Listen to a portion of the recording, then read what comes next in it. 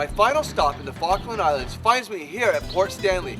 Founded in 1833 with a population of around 2,000 people, it makes for an excellent place to end my journey. So I'm going to head down into town, have a look around at the historical sites of Port Stanley.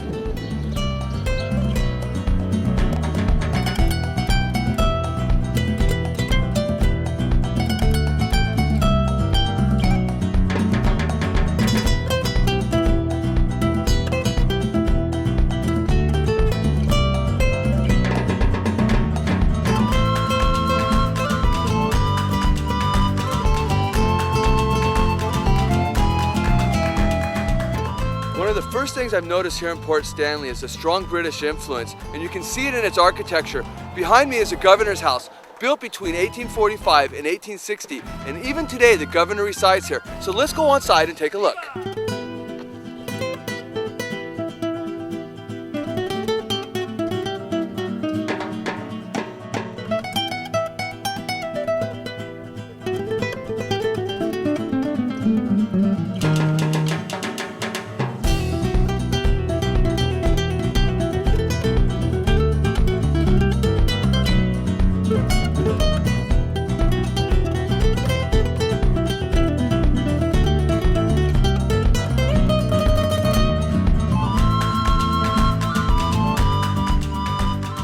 The first thing that comes to mind for most people when you mention the Falkland Islands is a war that took place in 1982 between Argentina and Britain.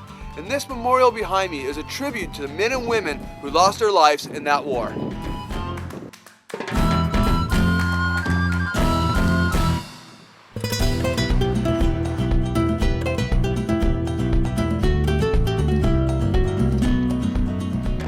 Well, after phoning home and making sure everybody's okay and having a look around Port Stanley, I'm going to head over into the Globe Tavern and enjoy an ice-cold beer.